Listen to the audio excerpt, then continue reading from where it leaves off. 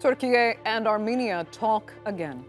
Ankara and Yerevan meet once more in Vienna. Normalizing relations is a shared goal, but when will we see tangible change? I'm Andrea Sankey, and this is The Newsmakers.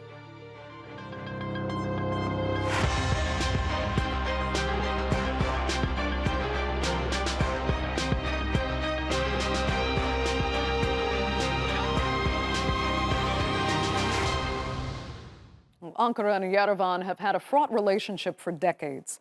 But in recent months, there have been encouraging signs that the long-term foes could soon become friends. This week, officials from both nations met in Vienna for another set of talks and repeated their desire to normalize ties. The special representatives reaffirmed the declared goal of achieving full normalization between their respective countries through this process. In this sense, they had a sincere and productive exchange of concrete views and discussed possible steps that can be undertaken for tangible progress in this direction. Well, part of their complicated relationship centers on the events in eastern Anatolia in 1915. Well, according to the Turkish Ministry of Foreign Affairs, millions of Turks, Kurds, and Armenians were killed over a span of about 7 years. Armenia accuses Turkey of committing genocide, but Ankara disputes the claims, saying it was a tragedy in which all sides suffered tremendous losses. Then there was Armenia's occupation of Nagorno-Karabakh in Azerbaijan. In 2020, with the help of Ankara, Baku was able to liberate the region from Armenia after a 6-week war. Not only Azerbaijan, but also all countries in the region, including Armenia, and the world will benefit from peace and tranquility in the Caucasus. Now, many thought losing the second Nagorno-Karabakh war would cost Prime Minister Nikol Pashinyan his job, but it didn't. In fact, he was re-elected in a landslide in June, and efforts began to reconcile with Turkey. Officials from both sides eventually agreed to talk with no preconditions. In January, they met in Moscow. In February, commercial flights resumed. A few weeks later, officials gathered again, this time in Vienna. And then in March, the country's foreign ministers met on the sidelines of the Antalya Diplomacy Forum, the first meeting between the country's top diplomats in more than a decade. Within the framework of this process, new steps must be taken to normalize relations. This will be important for the stability, peace, and prosperity of the Caucasus. So when might we see more concrete signs of normalization, and has Russia's invasion of Ukraine created a new dynamic in Ankara and Yerevan's talks? Joining me now to discuss that and more from Prague is Egemen Bagis. He is the Turkish ambassador to the Czech Republic. Matthew Bryza joins us from Istanbul. He is a senior fellow at the Atlantic Council's Eurasia Center and a former U.S. ambassador to Azerbaijan. Very unfortunately, our guest in Yerevan couldn't join us at the last hour, so we'll continue with Matthew and Egemen. And let's start then with the latest meeting in Vienna between those special representatives. Yes, they reiterated the determination to continue with this process, but many were hoping to hear more out of that meeting on Tuesday beyond that reiteration. So, Egemen, why so little information? Well, it's not that important to share information. It's more important to achieve results. And we are on the positive process. Things are going well. They're talking, and it's a win-win for both countries, not only for both countries, for the whole region and for global security. And the fact that special representatives for the normalization process between Turkey and Armenia, Ambassador Kılıç, who was a very experienced diplomat, and the Deputy Speaker of the Armenian Parliament, Mr. Ruben Rubinian, held for the third time is an important development. The fact that they are continuing to meet and the fact that they are issuing common statements that they will continue to meet, I think is very important. This was something unimaginable a few years ago. But in the post-Karabakh world, now there's a historic opportunity for the South Caucasus to have peace and stability. It's good for Georgia, it's good for Armenia, it's good for Azerbaijan, it's good for Turkey, it's good for Russia, it's good for all the countries in the region.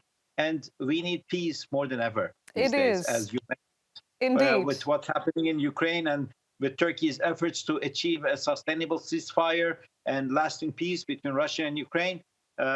We just need to put an end to all the divisions.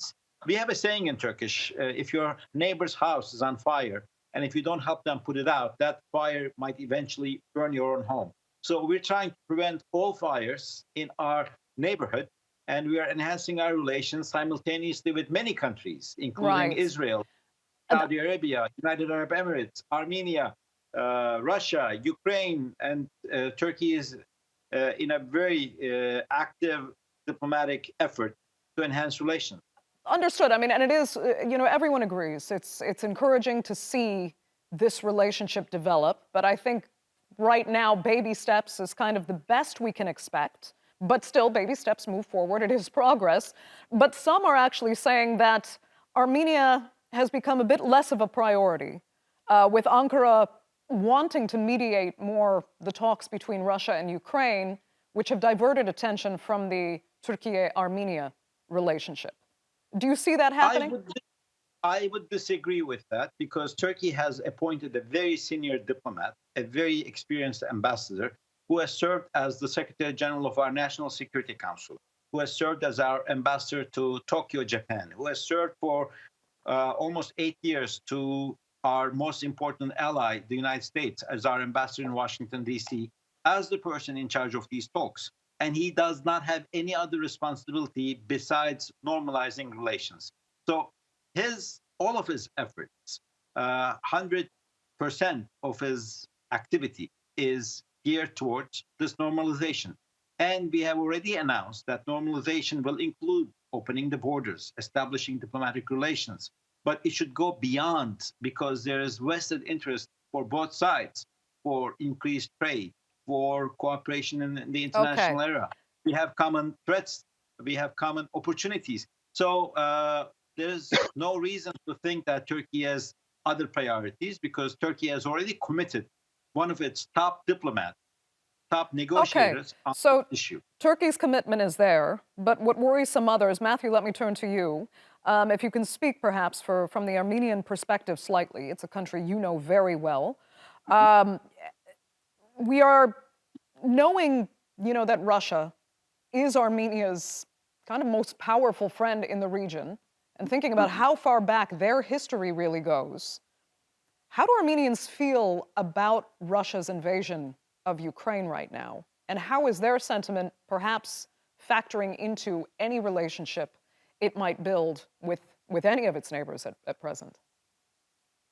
Yeah, I haven't seen any public opinion poll data from Armenia about public attitudes toward Russia's invasion. But having spent a lot of time in Yerevan, and by the way, I was the point person for the U.S.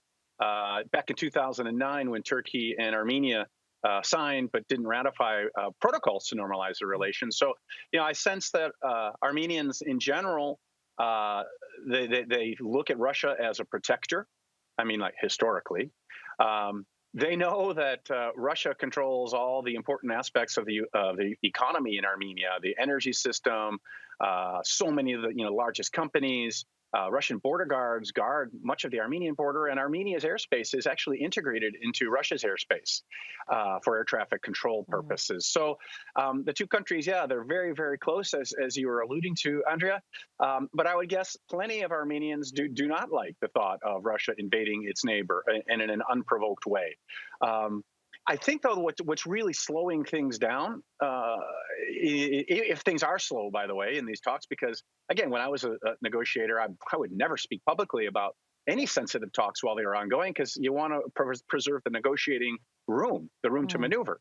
But my guess is, in Armenia, Prime Minister Pashinyan is facing real difficulty moving ahead because there are such large-scale street protests going on now, fomented by the old guard, the former leadership group, which, by the way, was the one that signed the protocols back in 2009. But they're now trying to make hay with Pashinyan, or against him, by saying that he wants to capitulate to Azerbaijan and reach a Karabakh peace agreement that doesn't or that does recognize Karabakh as being part of Azerbaijan and therefore recognizing Azerbaijan's territorial integrity. So I think that whole dispute and that opposition action right now against Pashinyan is spilling over and making it hard for Pashinyan to add another controversial issue onto the agenda. But as you said, and as Ambassador Bagis said, the talks are going forward, and they've got two really experienced political leaders and a diplomat who are leading them. So I'm actually quite confident that things are going to go well. And now that Azerbaijan is in favor of normalization, and Russia has expressed it's in favor of normalization of Armenia-Turkey relations, I think that the domestic opposition is not going to prevail in Armenia, and we'll see normalization. Okay, so I mean, you're feeling good, but you were also feeling very encouraged back in 2009, when the Zurich protocols were finalized. Are things different now? Do you really feel the parties involved are in a different place entirely? Yeah, they're radically different. So back then in 2009, I was paying a visit to Ankara and suddenly found myself in front of the president of Turkey. And he made clear to me that Turkey really wanted to go forward, but it didn't want to jeopardize the simultaneous negotiations on a Nagorno-Karabakh settlement. And by the way, it was previous president of Turkey, not President Erdogan. And so it was clear that Azerbaijan held a certain amount of influence over the Turkish decision because Turkey never would stab Azerbaijan in the back. And sure enough, I'll never forget, I was in Baku, having just been in Yerevan, working not only on Nagorno-Karabakh, but also on the normalization agreement on my own, apart from my Minsk group co-chairs. And there I saw the Minister of Defense of Azerbaijan in the lounge waiting to board his flight. I said, "Mr. Minister, where are you going?" He said, "Ankara." I said, "You mean you're going there to derail the protocols?" He said, "Yes, I sure am." So what's different now is that Azerbaijan is totally in favor of this normalization. Okay. And Azerbaijan, it sees the restoration of all transit ties and economic ties between Armenia and its neighbors, Azerbaijan and Turkey, as a way to stabilize the situation and create a lasting peace. Okay, Matthew, quickly, I'm going to stick with you because I need to return to the issues fomenting between Russia and Ukraine and how it's affecting the region and potentially this relationship. I mean, would Armenia in any way be at risk of Russian aggression itself if it is seen to be moving closer to the West via building this relationship, with Turkey or Azerbaijan and effectively the EU as another progression? Because, we saw Armenia abstain from UN votes to condemn Russia's actions in Ukraine and, to expel Russia from the Human Rights Council. So is there some fear there? Well, it's pretty amazing that Armenia did that. And I take that as a principled stance. You got to remember who Nikol Pashinyan is and where he came from. He's not a politician. He's an outsider. He was a journalist. But Armenia's foreign policy under him and under all of his predecessors has been very careful. They call it a multi-vectoral policy. So they don't want to be suffocated by Russia, but they don't want to alienate Russia. So I could not fathom that the Armenian government, any Armenian government, would ever take the sort of steps that Georgia or Ukraine took in making it clear that they wanted NATO membership. As we know, Armenia is a member of the Collective Security Treaty Organization, sort of the Russian version of NATO. And it is definitely a loyal ally of Moscow's, even though it's trying to gain some geopolitical oxygen with those measures that you just described. Okay. Egemen, let me come back to you and let's talk about the talks, the process that is underway. Walk us through some of Ankara's, key demands at this stage in order to fully normalize its relationship with Armenia. As Matt already reiterated, it wouldn't be very smart to go into the details of the negotiations publicly. But just the key demands. Even the low-hanging fruit. One of the issues that is different between 2009 and now is Armenia and Turkey did have the protocol, but Azerbaijan was not on board. And I don't think President Erdogan at that time as prime minister was totally on board. And many people in Ankara and many institutions in Ankara did not really know the details of the talks and the protocols as they were being made. But now everything is very transparent. President Erdogan and President Aliyev publicly have endorsed this process for normalization. And when our foreign minister, Mr. Çavuşoğlu, visited Baku, in his delegation was Ambassador Kılıç. who is the person doing the talks with Armenia. So he had a chance to brief President Aliyev and the decision-making apparatus of Azerbaijan, because we have a saying in Turkish, it's a motto, with Turkey and Azerbaijan, we consider ourselves as one nation with two states. Similar to the relation between where I served, the Czech Republic and Slovakia. They used to be under Czechoslovakia. Now they are two different states, but they feel very close and they do cooperate extensively. Many countries have very close partnerships with others, and Azerbaijan is a very special case for Turkey, which we cannot ignore, we cannot insult, we cannot see different than ourselves. So this time, the most important difference is Azerbaijan is fully on board. And as I mentioned in the beginning of our discussion, in the aftermath of the Karabakh incident, the Karabakh war, Azerbaijan's attitude has changed. They had this division, separation for decades. They also want to have peace, peace of mind, peace of the state, peace of the people, and they want stability. They want to trade. Armenia needs the stability and trade as well. You can find Turkish products in today's Armenia, which are exported either through Iran or through Georgia for 3 times the price. But if they could have direct trade with Azerbaijan and with Turkey, they would be benefiting. People of Armenia would be benefiting. I always argue, except for the Turkish citizens of Armenian origin, we have more than 100,000 Armenians of Armenia who are working mostly illegally in Turkey, and Turkish state has been looking the other way, and most of these people are nannies taking care of babies or taking care of elderly in Turkey. If there was any hatred in the hearts and minds of the Turks, we would not be trusting our most beloved babies and our elderly in the hands of the Armenian caretakers. We do It's an interesting anecdote because it is quite symbolic. Yeah. And we have so much in common. Indeed. Our food is very similar. Our music is very similar. Our I have to say, having lived here for as similar. long as we have, and I think Ambassador Bryza would agree, you'd be hard-pressed to actually find a Turkish person speak poorly of an Armenian. They might have issues with the politics, but they have zero issue with the people, and it's quite welcome. Yeah. Turks have a different attitude than many other nations. There was a saying in the U.S. State Department in the olden days. I'm not sure if it's still around or not. Matt might maybe enlighten us. But they used to say any American diplomat who serves in Turkey becomes a friend of Turkey, and any American diplomat who serves in Greece becomes a friend of Turkey as well. But going back to the talks, and as we said, the process underway. I just want to return to this. I mean, what is great is that Yerevan and Ankara are actually talking directly. Exactly. And exactly. more than ever, we see kind of the United States being left out of the equation. Matthew Bryza, I mean, should the U.S.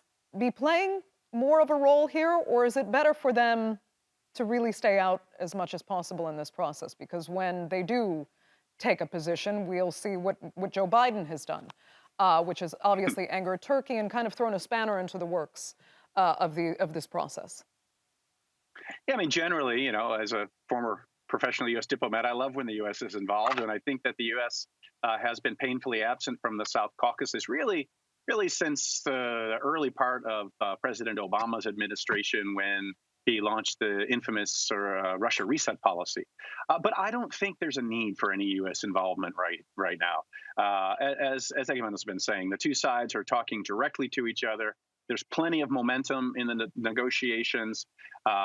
There's no obstacle, as we've both been saying, because the Azerbaijani opposition is no longer present. Azerbaijan wants to see Turkey and Armenia normalize their relations. So I don't think we need U.S. participation. And yeah, I do think that there is some deep and residual distrust of the Biden administration in Ankara. There are reasons why. I mean, we know the things that then candidate Biden said about Turkey and about President Erdogan. And in the beginning, it was Secretary Blinken at his confirmation hearing, when he even referred to Turkey as I think he called it a so-called ally. So, there's a certain amount of negative water under the bridge. And then, of course, domestic U.S. politics are such that there is a strong constituency for Armenia in terms of the Armenian diaspora, as well as the Greek American diaspora and Cypriot American diaspora, Greek Cypriot diaspora. And the Turkish American diaspora is nowhere near as vocal and, for better or for worse, as well organized as the Armenian diaspora. So it's probably better for the process for the U.S. not to be involved, to be honest. Right. On that Armenian diaspora, I mean, how powerful, perhaps disproportionately influential, is that Armenian diaspora? And do they genuinely understand the challenges for Armenians living in Armenia and the peace that they seek? When it's easy for the diaspora to talk about, you know, historical grievances because they don't have to deal with the contemporary challenges that Armenians in Armenia are facing. Is there a disconnect between that diaspora and what Armenia wants and needs? Amazingly, I've never been asked that deeply insightful question, Andrea, and there is. So there's the Armenian diaspora is itself divided among several organizations, and the two largest ones don't really get along. One is the Armenian Assembly of America, which has always tried to work with the U.S. government, no matter which party is in power, to try to make life better for Armenians. And they work with, you know, benevolent associations and religious ones to improve life for Armenians. The other one is the Armenian National Committee of America, ANCA, or it's the U.S. branch of the Armenian Revolutionary Front, or the Dashnak Sytun. They don't want to see conflicts resolved. They live off of conflict. That's how they fundraise. They generated a false conflict with me and were able to block my nomination as ambassador to Azerbaijan for a while until President Obama was able to circumvent them. And so, yeah, they're happy for conflicts to continue. And so they're very influential on a few issues because they get a lot of funding. They're very noisy, very accusatory, often false claims about. They made false claims about me, made up corruption claims about me, involving my wife's think tank she worked for that they had to recant later. And Senator Menendez actually apologized for some of those accusations. But the former leader of that organization once said to me, and this is of ANCA, to paraphrase, the Armenians who stayed in Soviet Armenia are not winners. The winners are those of us who were strong enough and smart enough to pick our families up and move to the United States. So complete derision toward the Armenian community in Armenia. Yeah, but that's only one organization. The other Armenian American organizations really deeply do care about the plight of the Armenian people. Still, though, I mean, it can actually, and Egemen, I'd like to get your thoughts on this as well. I mean, first of all, you know, the process not involving the United States as heavily this time as it was back in 2009, and also the role of the diaspora and how well funded it is and how vocal it is, unlike the Turkish diaspora that might have interests contrary but aren't as politically active. I agree with everything Matt said. I also want to add to it. Every time I compare or I think or I analyze about the situation, the difference of approach, and comparing the Armenians of Armenia, Armenians in other parts of the world, and Armenians of the United States and Canada and France, there's a huge difference. And that reminds me of Maslow's hierarchy of need. The Armenians in Armenia need peace, they need economic development, they need to have peace of mind, and they need friendly relations with the countries in their neighborhood. Whereas the Armenians in the United States and Canada and France are usually the fourth or the fifth generation. They've already taken care of their economic needs. They've already taken care of their educational needs, their safety, their room and board needs. Now they are in an identity crisis. And they use this hatred against Turkey or Armenia or Azerbaijan or other countries at times to keep their community together. In predominant Christian societies, as a different Christian group, every Sunday they empty the pockets of their constituents and fill the brains with hatred. I have seen in Boston, for example, in a nursery where 3- and 4-year-old Armenian kids attend, they are forced to memorize poems such as, "I'd rather be a barking dog than be an ugly, dirty Turk." If a kid is memorized such hateful poems at the age of 3 or 4, it is very difficult to convince them that these others, be it Turks or Azeris or any other that they have this very strong emotional hatred against, are human beings as well with similar feelings, aspirations, needs, and so forth. So that is why we have to concentrate on the talks with Armenian representatives that have the responsibility of the needs and national interest of Armenia, rather than the diaspora, because the needs and the interests are totally different. I agreed. So unfortunately, I'm going to have to interrupt it there because we are out of time for this edition of the Newsmakers. I'd like to thank both of you so much for being with us, and our viewers, of course, for tuning in as well. Remember to subscribe to our YouTube channel. I'm Andrea Sankey. We'll see you next time.